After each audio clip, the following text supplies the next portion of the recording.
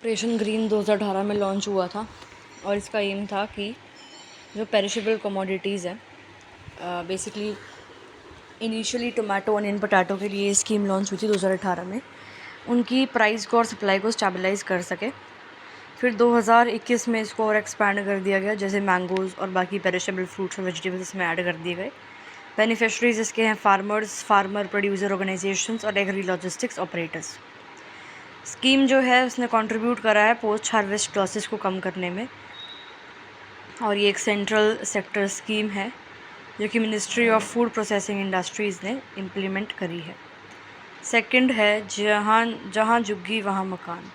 ये 2019 में scheme initiate करी थी दिल्ली डेवलपमेंट अथॉरिटी ने under Delhi government slum redevelopment programme.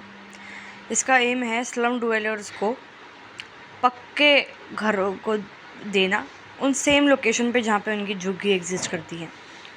तो बेनिफिशरीज़ कौन है? जो कि स्लम डवेलर्स हैं दिल्ली में, और स्टेट गवर्नमेंट का इनिशिएटिव है ये। और जो स्कीम है उसका एम ये है कि इन सिटू रिहेबिलिटेशन, इन सिटू यानी कि इन साइट बोलते हैं, जहाँ पर उनका झुग्गी है वहीं पर मकान, ठीक है, जिससे उनकी जो डिस्प्लेसमेंट है स्लम रेजिडेंट्स की वो भी ना हो। तो प्रोग्रेस थोड़ी स्लो है इसकी, ठीक है। फिर है प्रधानमंत्री आवास योजना, 2015 में इसको लॉन्च किया गया था। इसका एम था कि अफोर्डेबल हाउसिंग प्रोवाइड करना हर एक रूरल और अर्बन पुअर को 2022 तक। बेनिफिशरीज़ कौन है? Economically weaker sections, low income groups और middle income groups. Recent development इसकी ये है कि स्कीम जो है उसने 1.2 करोड़ हाउसेस से ज़्यादा बना दिए हैं अंडर द अर्बन एरियाज़, और ग्रामीण में 2 करोड़ से ज़्यादा। और ये एक सेंट्रली स्पॉन्सर्ड स्कीम है, और ये जो है इंटरेस्ट सब्सिडीज़ प्रोवाइड करती है हाउसिंग लोन्स पे, फाइनेंशियल असिस्टेंस प्रोवाइड करती है हाउस कंस्ट्रक्शन के लिए। फिर है विवाद से विश्वास स्कीम, 2020 में लॉन्च करी गई थी ये। इसका जो एम है वो ये है कि जो डायरेक्ट टैक्स डिस्प्यूट्स हैं, मतलब जो पेंडिंग डायरेक्ट टैक्स डिस्प्यूट्स है उसको रिजॉल्व करना एक ही टाइम में। तो बेनिफिशरीज़ हैं टैक्स पेयर्स जिनके इनकम टैक्स डिस्प्यूट्स अभी तक पेंडिंग है, जो सॉल्व नहीं हुए हैं। अब 2025 में इस स्कीम को और एक्सपैंड कर दिया गया है, और टैक्स पेयर से डिस्प्यूट रेजोल्यूशन का प्रोसेस को सिंप्लीफाई कर दिया गया है। ये एक सेंट्रल सेक्टर स्कीम है और टैक्स पेयर को ये इंकरेज करती है कि आप डिस्प्यूटेड टैक्स अमाउंट को पैसे भर दो, बिना इंटरेस्ट बिना पेनल्टी के आपका डिस्प्यूट सेटल हो जाएगा। फिर है scheme for promotion of defence export, 2020 में लॉन्च हुई थी ये defence production and export promotion policy के तहत। इसका जो एम है वो है कि इंडिया के डिफेंस एक्सपोर्ट को बढ़ाना, 2025 तक 1.75 लाख करोड़ तक लेके जाना।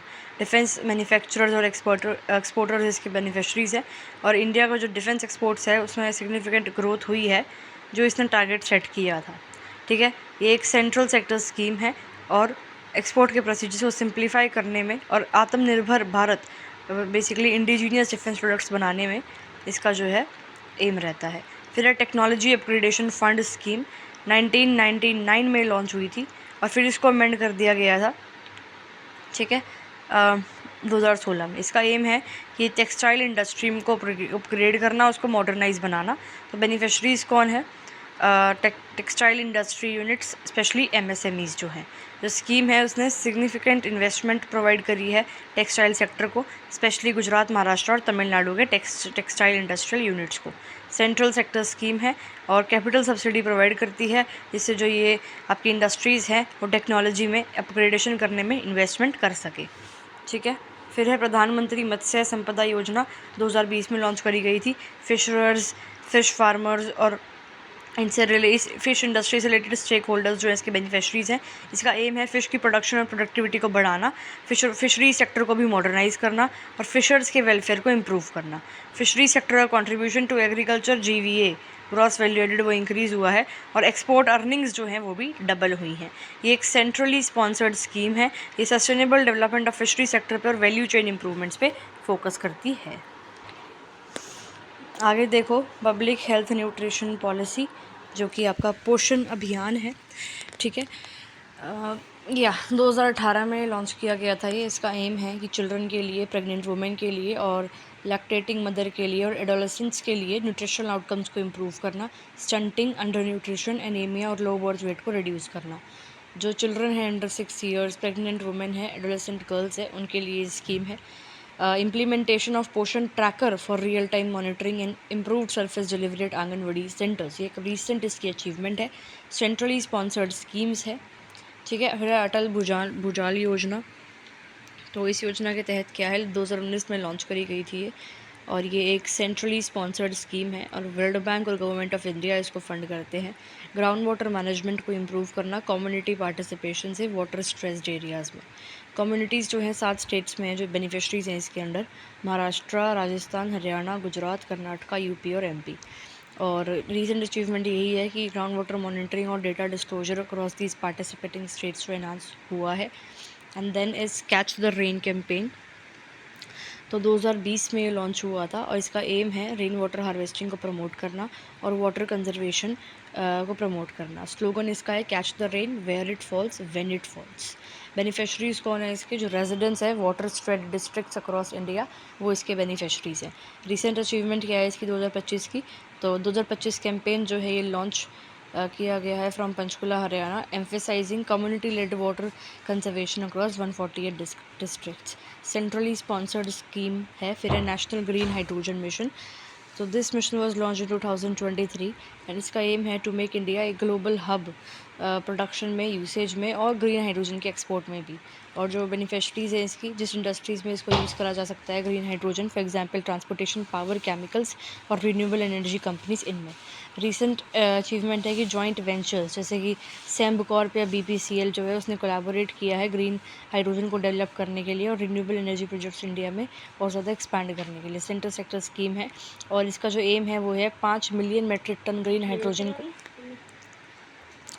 It's aim is to produce 5 million metric tonnes of green hydrogen annually 2030 तक, इससे फॉसिल फ्यूल्स पर डिपेंडेंस कम हो और ग्रीन हाउस गैस एमिशंस जो हैं वो भी कम हो। नेक्स्ट इज़ PM किसान योजना, दैट इज़ प्रधानमंत्री किसान सम्मान निधि योजना। 2018 में ये लॉन्च करी गई थी और एक्टिव इम्प्लीमेंटेशन इसका 2019 से ही शुरू हुआ है। इसका ऑब्जेक्टिव ये है कि लैंड होल्डिंग फार्मर फैमिलीज़ जो है अक्रॉस इंडिया उसको फाइनेंशियल असिस्टेंस प्रोवाइड करवाना, फार्मर जो है अपने एक्सपेंसेस को मैनेज कर सके, इसलिए इस जो स्कीम है ये बेसिकली इसका एम है। बेनिफिशरीज़ कौन कौन है इसके, इंडिया में जितने भी लैंड होल्डिंग फार्मर फैमिलीज़ हैं जो एलिजिबल हैं एक्सक्लूसिव इस एक्सक्लूजन क्राइटेरिया में, और क्राइटेरिया ये दे रखा है उसने कि इनकम टैक्स पेयर्स होंगे वो, और retired pensioners with monthly pension above इतना, and professionals like doctors, engineers and lawyers. तो इंस्टीट्यूशनल लैंड होल्डर्स और वो इंडिविजुअल्स जो हायर इनकम कैटेगरीज़ में है वो इसके बेनिफिशरीज़ हैं। स्कीम टाइप, तो सेंट्रल सेक्टर स्कीम और 100% फंडिंग कौन करता है, government of India. Financial assistance 6,000 रुपये मिलेंगे एक साल में और 3 इक्वल इंस्टॉलमेंट्स में मिलेंगे, यानी कि हर 4 महीने 2,000 रुपये मिलेंगे और डायरेक्ट बेनिफिट ट्रांसफ़र के थ्रू ये मिलेंगे। रिसेंट अचीवमेंट्स इसके यही हैं कि 3,252 करोड़ से ज़्यादा पैसे जो हैं वो 1.62 करोड़ फार्मर्स के बैंक में जमा करा चुके हैं घर सरकार स्कीम के तहत, ठीक है। पोषण अभियान के अंडर 2018 में अनीमिया मुक्त भारत इनिशिएटिव जो है लॉन्च करा था। इसका एम है कि अनीमिया जो है आजकल वुमेन में हर 4 में से हर 3 वुमेन को अनीमिया है, तो उसको रिड्यूस करना है। और बेनिफिशरीज इसके चिल्ड्रन भी है और एडोलेसेंट्स भी है, प्रेग्नेंट वुमेन भी है और वुमेन ऑफ रिप्रोडक्टिव एज भी है। तो बेसिकली इसकी एक 6x6 स्ट्रैटेजी है, यानी कि 6 टारगेट बेनिफिशरीज़ हैं, ये बताई दिए 6, ठीक है। और 6 इंटरवेंशंस हैं, यानी कि ये 6 काम ये लोग करेंगे, ठीक है। और ये 6 इंस्टीट्यूशनल मैकेनिज़म्स जो हैं उसके लिए खोले गए हैं, ठीक है। और रिसेंटली देखो क्या हुआ है, राइस फोर्टिफिकेशन इनिशिएटिव भी इम्प्लीमेंट करा गया है, यानी कि जो राइस है उसके अंदर सरकार जो है iron, folic acid, vitamin B12 मिला के फिर देगी।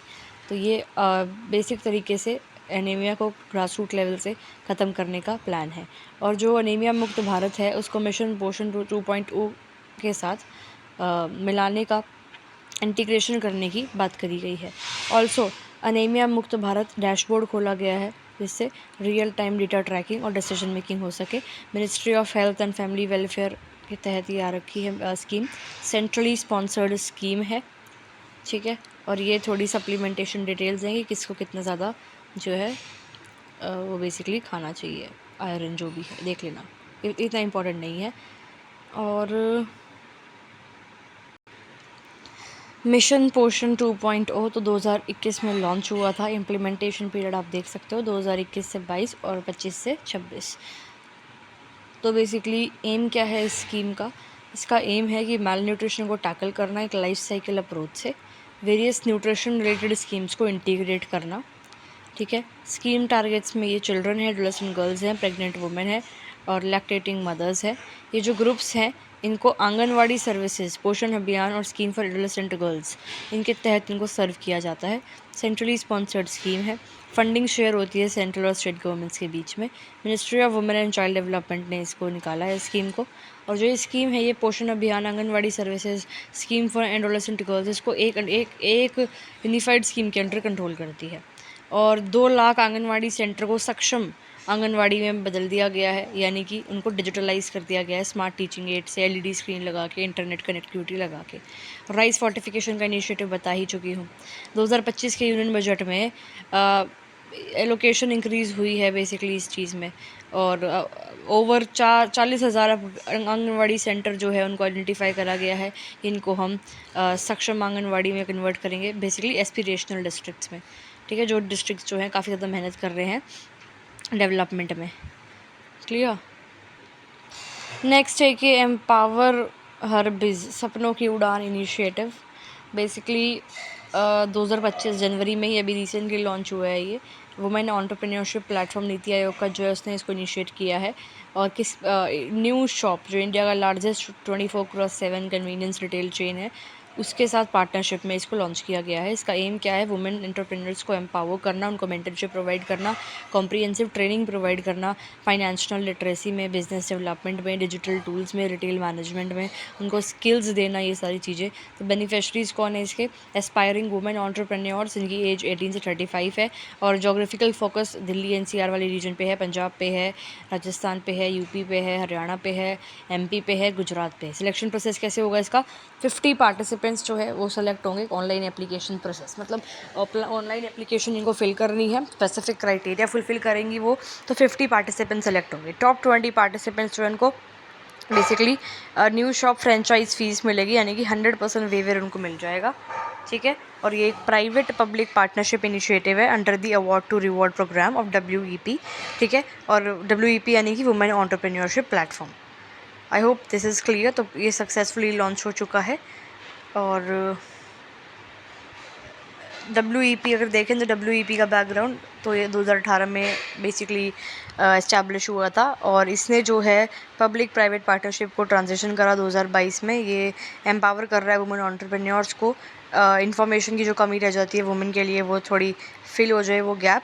ठीक है, और न्यू शॉप कमिटमेंट की बात करें तो जो न्यू शॉप है ये 200 से ज़्यादा कन्वीनियंस रिटेल स्टोर्स को ऑपरेट करता है और इसका काम यही है कि भाई 10,000 से ज़्यादा एंटरप्रेन्योर्स को हमें क्या करना है, इंडिया में एम्पावर करना है 2030 तक एक फ्रेंचाइजिंग मॉडल के थ्रू, जैसे अभी कर भी रहे हैं एम्पावर बिज के थ्रू। अब देखो SISFS, startup India seed fund scheme, April 2021 में इसको लॉन्च किया गया था by department of promotion of industry and internal trade under the ministry of commerce and industry. ठीक है जी, जो ये स्कीम है इसका एम है स्टार्टअप्स के लिए फाइनेंशियल असिस्टेंस प्रोवाइड करना। ठीक है, एंड ऑब्जेक्टिव इसका यही है कि स्टार्टअप्स को इनेबल करे कि वो ऐसे एक लेवल तक अपने स्टार्टअप को लेके जाए जहाँ से वो इन्वेस्टमेंट्स रेज कर सके कैपिटलिस्ट से, या लोन्स ले सके कमर्शियल बैंक या फाइनेंशियल इंस्टीट्यूशन से। तो एलिजिबल स्टार्टअप्स बेनिफिशरीज़ हैं, यानी कि स्टार्टअप्स जो DPI IIT ने रिकगनाइज़ कर रखे हैं, जो 2 साल से कम टाइम उनको हुआ है। ठीक है, और फंडिंग सपोर्ट की बात करें तो 20 लाख उनको दिए जाएंगे as a grant for validation of proof of concept, prototype development, या हम कह सकते हैं प्रोडक्ट ट्रायल। ठीक है, और 50 लाख तक उसको दिए जाएंगे मार्केट एंट्री, कमर्शलाइजेशन वगैरह के। तो ये बेसिकली एक सेंट्रल सेक्टर स्कीम है। फंड्स जो हैं उनको हम डिस्पर्स बेसिकली किया गया है इसके अंदर टू एलिजिबल स्टार्टअप्स। और 31 जनवरी 2025 तक स्कीम ने जो है 2647 स्टार्टअप्स को 351 करोड़ रुपीस दिए हैं और टोटल ऑफ 217 इंक्यूबेटर्स जो हैं वो सिलेक्ट करे गए हैं। अप्रूव्ड फंडिंग ऑफ 917 करोड़ जिन्होंने अप्रूव्ड करा था। ठीक है, I hope this is clear. Prasad scheme मतलब pilgrimage rejuvenation and spiritual heritage augmentation drive 2014-15 के टाइम पे लॉन्च करी गई थी by ministry of tourism government of India. इसका एम था कि जो आइडेंटिफाइड पिलग्रिमेज और हेरिटेज डेस्टिनेशन है उसकी इंटीग्रेटेड डेवलपमेंट हो, उसको अच्छी तरह से प्लान मतलब एक प्लान्ड प्रायोरिटाइज और सस्टेनेबल मैनर के तरीके से एक कंप्लीट रिलीजियस टूरिज्म एक्सपीरियंस लोगों को प्रोवाइड करा जाए। बेनिफिशरीज़ कौन है? पिलग्रिम्स और टूरिस्ट। सेकेंडरी बेनिफिशरीज़ है लोकल कम्युनिटीज़ जिनको उस पिलग्रिमेज साइट की डेवलपमेंट से जो लिवलीहुड मिल रहा है या एम्प्लॉयमेंट अपॉर्चुनिटीज़ मिलेगी। और सेंट्रल सेक्टर स्कीम है 100% फंडेड बाय सेंट्रल गवर्नमेंट। और क्या क्या होगा इसमें? इंफ्रास्ट्रक्चर डेवलपमेंट होगी, मतलब जो पिलग्रिम साइट्स है उनके आसपास बेसिकली रोड्स को इम्प्रूव करना, पार्किंग की फैसिलिटीज़ को इम्प्रूव करना, लाइटिंग और drinking water, sanitation, waste management system, इन सबको इम्प्रूव करना। और बेसिकली फर्स्ट एड सेंटर्स बनाना और इको फ्रेंडली प्रैक्टिसेस को फॉलो करवाना, ये सब चीज़ें हैं। तो मार्च 2025 तक की अगर हम बात करें तो जो मिनिस्ट्री ऑफ टूरिज़्म है उसने 46 प्रोजेक्ट सैंक्शन करे हैं प्रसाद स्कीम में, जिसमें से 3 प्रोजेक्ट्स आंध्र प्रदेश के हैं। तो फाइनेंशियल प्रोग्रेस देखें तो इस फिस्कल ईयर 2023 से 24 में 125.90 रुपीज़ करोड़ इतने जो है इस स्कीम के अंदर खर्च करे गए थे। ठीक है, और significant improvements have been made at various pilgrimage sites. तो इंफ्रास्ट्रक्चर डेवलपमेंट तो होगी ही होगी, साथ साथ कल्चरल और स्पिरिचुअल हेरिटेज भी हमारा इंडिया का जो है वो प्रिजर्व्ड रहेगा। Next is PM Vikas scheme, प्रधानमंत्री विरासत का संवर्धन 2022 में लॉन्च करी थी। Ministry of minority affairs government of India इसको एडमिनिस्टर करती है। इंटीग्रेटेड स्कीम है जो कि इन 5 स्कीमों को मिला के बनी है। नई मंजिल, नई रोशनी, हमारी धरोहर, उस्ताद स्कीम, सीखो और कमाओ स्कीम। ठीक है, इसके प्राइमरी ऑब्जेक्टिव्स क्या हैं कि ट्रेडिशनल और नॉन ट्रेडिशनल ट्रेनिंग और स्किल डेवलपमेंट को बढ़ावा देना, एंटरप्रेन्योरशिप और लीडरशिप अमंग माइनॉरिटी वुमेन इसको प्रमोट करना, स्कूल ड्रॉप आउट्स के लिए एजुकेशनल सपोर्ट प्रोवाइड करना, और इंडियन आर्ट और क्राफ्ट का जो हेरिटेज है उसको एनरिच करना, उसकी प्रिजर्वेशन करना। प्राइमरी बेनिफिशरीज़ कौन है? जो आपकी माइनॉरिटी कम्युनिटीज़ हैं इंडिया में, उसके जो जैसे मुस्लिम है, क्रिश्चियन है, सिख है, बुद्धिस्ट है, जैन है और पारसीज़ है, इनके लिए ये स्कीम है। और टारगेटेड आउटरीच क्या है?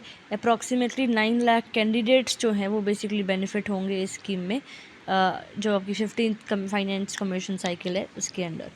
सेंट्रल सेक्टर स्कीम है 100% फंडिंग बाय सेंट्रल गवर्नमेंट। और स्किलिंग एंड ट्रेनिंग की बात करूँ तो ट्रेडिशनल ट्रेनिंग यानी कि जो माइनॉरिटी आर्टिसन कम्युनिटीज़ हैं जो ट्रेडिशनल आर्ट और क्राफ्ट्स में हैं, उनको थोड़ी सी और ट्रेनिंग कराई जाए या उनके थ्रू किसी और को ट्रेनिंग दी जाए। ठीक है, और ऐसे ऐसे प्रोग्राम्स लेके आया जाए जिससे वुमेन में एंटरप्रेन्योरशिप जो है और बेसिक एंटरप्रेन्योरशिप और लीडरशिप जो है उसको, उनकी क्वालिटीज़ को उनके अंदर बेसिकली डाला जाए। ठीक है, और 2025 मार्च एज ऑफ मार्च 2025 जो स्कीम है वो काफ़ी ज़्यादा इंस्ट्रूमेंटल रही है माइनॉरिटी कम्युनिटीज़ को अपलिफ्ट करने में। ठीक है, जैसे स्किल डेवलपमेंट, एंटरप्रेन्योरशिप प्रमोशन या एजुकेशनल सपोर्ट में। और ये जो स्कीम है ये स्किल इंडिया जो मिशन है उसके साथ कन्वर्ज करके ही है। ठीक है, और ये इतनी सारी जो बेसिकली मिनिस्ट्रीज़ हैं उनके कन्वर्जन से कहीं ना कहीं ये वाली जो स्कीम है ये है पीएम विकास। हाँ जी, नारी अदालत प्रोग्राम 2023 में लॉन्च किया था। Ministry of women and child development government of India इसको एडमिनिस्टर करती है। अंडर जब का संबाल सब स्कीम है मिशन शक्ति, उसके अंडर ये आता है। नारी अदालत प्रोग्राम का एम है कि वुमेन को alternate grievance redressal mechanism provide करना लोकल लेवल्स पर। जो माइन्यूट डिस्प्यूट्स हैं, domestic violence, dowry related issues, child custody matters, ये सब इन सब को रिजॉल्व करवा जाए आपके बेसिकली क्या कहते हैं लोअर लेवल्स पे। तो primary beneficiaries women and girls है जो कि रूरल एरियाज़ में रहती हैं। ठीक है, और सेंट्रली स्पॉन्सर्ड स्कीम है। फंडिंग पैटर्न जो है सेंट्रल और स्टेट गवर्नमेंट में शेयर होता है। और हर एक नारी अदालत में 7 से 11 मेंबर होते हैं, इसको न्याय सखीज़ बोलते हैं। इनमें से आधे मेंबर ग्राम पंचायत जो है वो इलेक्ट करती है, और बाकी जो आधे मेंबर्स हैं वो टीचर्स, डॉक्टर्स या social workers, women social workers या वुमेन टीचर्स, वुमेन डॉक्टर्स हैं, ठीक है। और जो बेसिकली ये 2023 में इनिशिएट करा गया था 50 ग्राम पंचायत्स में, each in Assam and Jammu Kashmir. 2025 में गवर्नमेंट ने जो है इसको सारी यूनियन टेरिटरीज़ में और हर एक स्टेट्स में इस्टेब्लिश करने को बोला है। तो असम में 102 डिस्प्यूट्स एड्रेस करे गए थे और 76 रिजॉल्व हो भी चुके हैं। जम्मू कश्मीर में 180 में से 144 सेटलमेंट्स हो चुकी हैं। और नारी अदालत जो है पार्ट है संभाल सब स्कीम, जो मिशन शक्ति के तहत है। इसके अंदर बाकी वन स्टॉप सेंटर्स और वुमेन हेल्पलाइन, बेटी बचाओ बेटी पढ़ाओ, ये भी जो प्रोग्राम्स हैं ये भी कहीं ना कहीं इंटरलिंक्ड हैं।